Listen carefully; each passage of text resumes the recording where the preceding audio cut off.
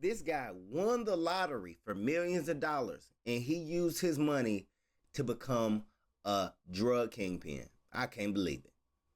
If I won the lottery, I don't know what I would do with those winnings.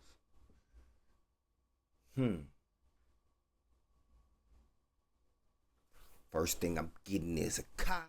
Next thing I'm getting is a crib. I'm blowing my whole bag in 6 months. What I'm doing after that? After that, I'm going to the club. I'm just giving it out.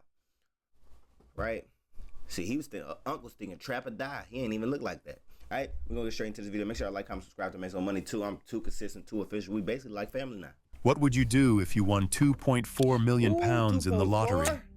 Buy a mansion, travel the world, retire on a beach somewhere? John Eric Spivey had a different plan. Instead of living out his golden years in comfort, this 65-year-old pensioner used his winnings to build one of Britain's most sophisticated drug manufacturing operations. This is the story of how a lottery millionaire became the kingpin of an industrial-scale counterfeit pill empire. That's insane. And how encrypted messages would eventually bring it all crashing down. John Eric Spivey was born in May 1945, growing up in working-class England during the post-war years. For most of his life, he was just an ordinary man living an ordinary life in Greater Manchester. He worked, paid his bills, and probably dreamed like millions of others about what he would do if he ever struck it rich. By running the bag up. Then, in 2010, at the age of 65, that dream became reality. Damn, it took a lot Spivey won 2.4 million pounds in the lottery. Most people his age would see this as the ultimate retirement package. For real. Financial security for the rest of his days. The biggest plug. The chance to spoil grandchildren, take cruises, live comfortably without ever worrying about money again. But John Spivey was not most people. Instead of retirement, Spivey saw opportunity. Not the legitimate kind, but something far more profitable and infinitely more dangerous. He had money now, real money, and he decided to invest it in a business that would make his lottery winnings look like pocket change. Wow. Spivey began planning something that would eventually produce pills worth hundreds of millions of pounds on the street. Damn. But he was not going to. So Grandpa ran up a bag off the lottery and said, I could turn this 2 million to 100 million by selling pills and dope? Oh no, he really loved the game. He really loved to hustle. This alone. He needed partners, people he could trust, people who shared his vision of building an empire. His first recruit was his own son, John. We got a son? The younger Spivey was 37 years old when the operation was in full swing, and he became an integral part of his father's criminal enterprise. That's crazy. Blood is thicker than water, they say. And in the Spivey family, it was also thicker than the law. The second key player was Lee Ryan Drury. Aged 45, Drury brought crucial technical know-how and the ability to create elaborate cover stories. He would become the architect of their legitimacy facade, the man who made their illegal operation look legal on paper. I see. The third member of the crew was Callum Dorian. Aged 35, Dorian was the youngest of the group, but he brought connections that would prove invaluable. 35 to 70. Connections to firearms, connections to distribution networks, connections that would help this operation scale to industrial levels. Taking firearms. The team was assembled. The money was ready. Now they needed a location.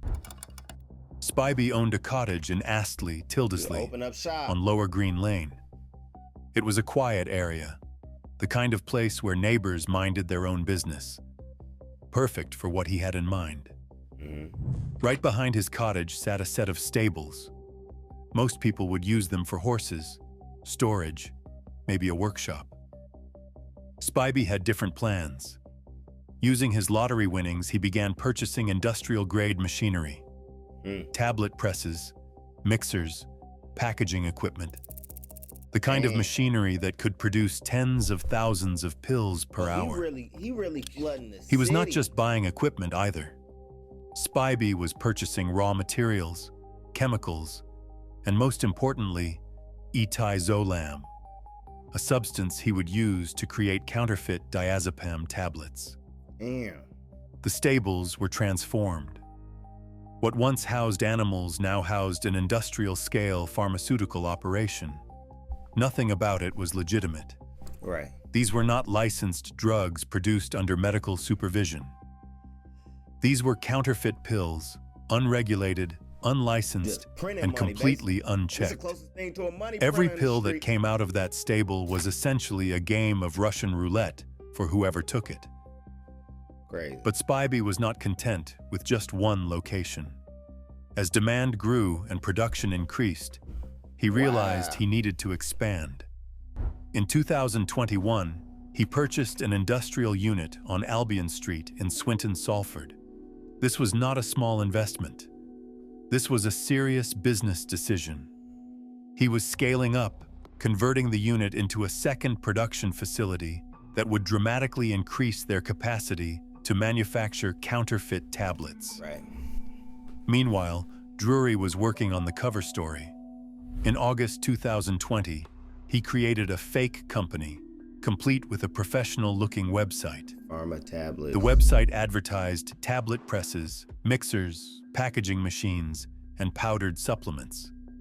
To anyone looking from the outside, it appeared to be a legitimate business selling equipment and supplements. I see. In reality, it was pure deception, a front that allowed them to order equipment, receive shipments, and operate without raising suspicion.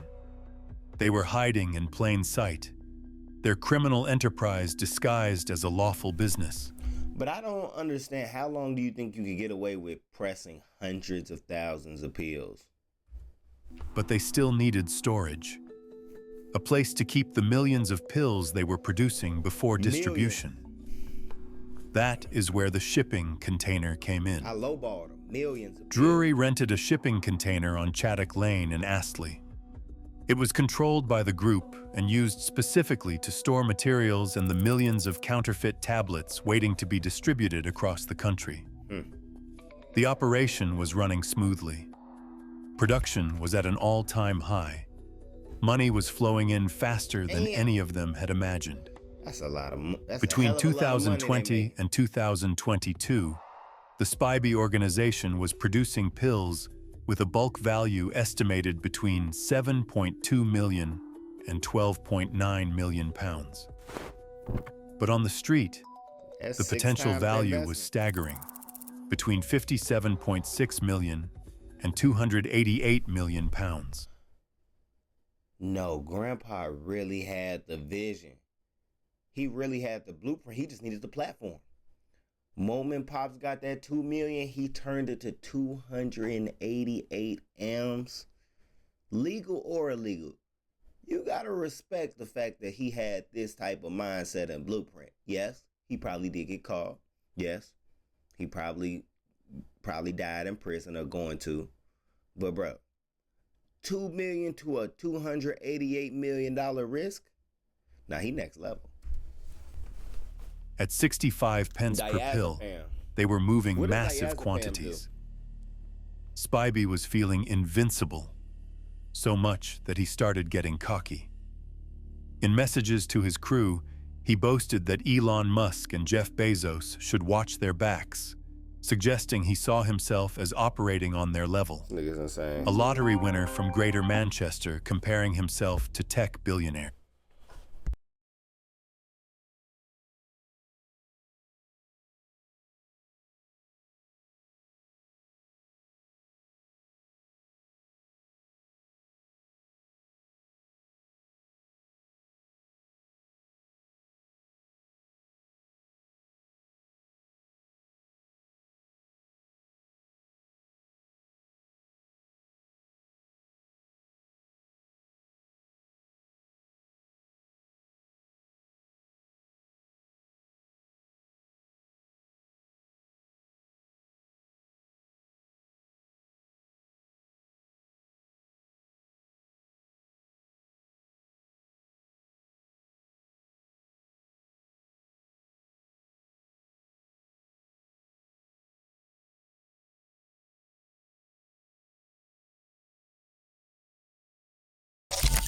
The hubris was real. But while Spivey was busy comparing himself to billionaires, law enforcement was watching, and they had a secret weapon. In 2020, British and European law enforcement agencies launched Operation Venetic. This was not just another drug investigation. It was a massive operation targeting organized crime that relied on encrypted communication platforms, specifically EncroChat. Criminals around the world had been using EncroChat, believing their messages were completely secure, untraceable, anonymous. They were wrong. Law enforcement had cracked the encryption. During the Venetic investigation, officers obtained evidence of a user with the handle Fallen Soda. The messages linked to this account were damning. Anything on those phones? They showed the facilitation and supply of serious firearms, including AK-47s, an Uzi, Tech-9s, a Scorpion, a Grand Power pistol, silencers, and ammunition. But the messages also revealed something else: the orchestration of large-scale production of counterfeit diazepam tablets containing etazolam. Fallen Soda was eventually identified as Callum Dorian. Between November 2021 and May 2022, the investigation intensified. The Spivey Group was now under active surveillance. Officers identified the key properties: the cottage stables, the Albion Street Industrial Unit, and the Chaddock Lane storage container. They watched. They waited. They gathered evidence. Then came April 1st, 2022. Officers observed Dorian and Drury loading a hire van with boxes from the Chaddock Lane storage site. They allowed them to load it completely and then intercepted the vehicle. Inside, officers discovered 2.6 million counterfeit diazepam tablets. The estimated street value was between 1.04 million and 5.2 million pounds, all in a single van. But the authorities weren't done. They had enough evidence now. It was time to take down the entire operation. On May 17, 2022, officers executed multiple warrants simultaneously. At the same time, they hit every location connected to the Spivey organization. Look how much money they make. What they found was staggering: 3 viable firearms, ammunition, cash, industrial tablet manufacturing machinery capable of producing tens of thousands of pills per hour, significant quantities of counterfeit tablets, raw materials ready for production. The empire that took years to build collapsed in a single day. All 4 men were arrested and remanded into custody. The evidence against them was overwhelming: encrypted messages, surveillance footage, millions of pills, industrial equipment, firearms. There was no talking their way out of this one. They went. Callum Dorian was the first to be sentenced.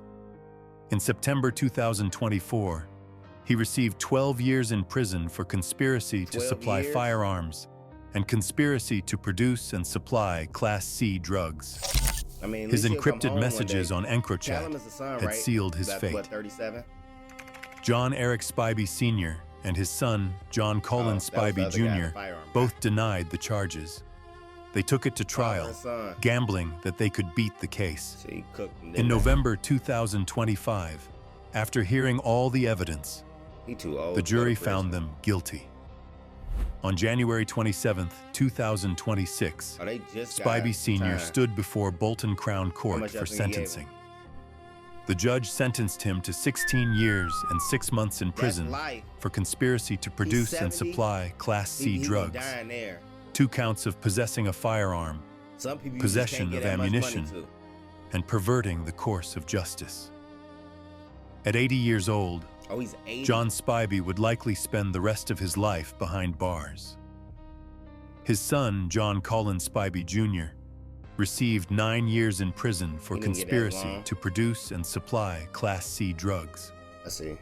Lee Ryan Drury, the man who created the fake company and tried to legitimize their operation, pleaded guilty midway through the trial. Perhaps he saw which way the wind was blowing. Perhaps he hoped for leniency. He was sentenced to 9 years and 9 months in prison. It's reasonable. Combined, the 4 members of the Spivey organization received almost 50 years in prison. Detective Inspector Alex Brown from the Serious Organized Crime Group did not mince words when discussing the case. He said these 4 individuals showed absolutely no regard for human life or public safety. They operated a fully industrialized drug manufacturing business, capable of producing millions of counterfeit tablets containing highly dangerous substances. The volume of tablets recovered and the sophisticated machinery demonstrated how deeply embedded this group was in the illicit drug supply chain. They want to be the best in the But world. it was not just about the pills. The group was also linked to the supply of deadly firearms, including automatic weapons and ammunition. And they got some artillery. This combination presented a serious threat to communities not just in Greater Manchester, but across the entire country and beyond. That's crazy, bro. Think about that for a moment. John Spivey had £2.4 million. He could have traveled, spoiled his grandchildren, and enjoyed retirement without a care in the world. Instead, he chose to build a criminal empire. He involved his own son. He manufactured millions of pills that people took without knowing what they were really consuming. He dealt in firearms that could have been used to take lives. And for what? More money? Love of the money. Ego? The things that we will do in this life for the love of the money, man. What do y'all think about this story? I can't believe that it's 80-year-old grandpas out here who will still be the plug. Hold on, I didn't know they was giving it out like that. But I mean, he was sophisticated, real Kingpin status, turned 2 million to 200 million. I mean, it's impressive, but it's like super risky and dumb. Your life is over. It's like, bro, if you get money too fast, the end result of it never end good. Like, y'all ain't never watched a crime movie? I like to turn them off before the last scenes too.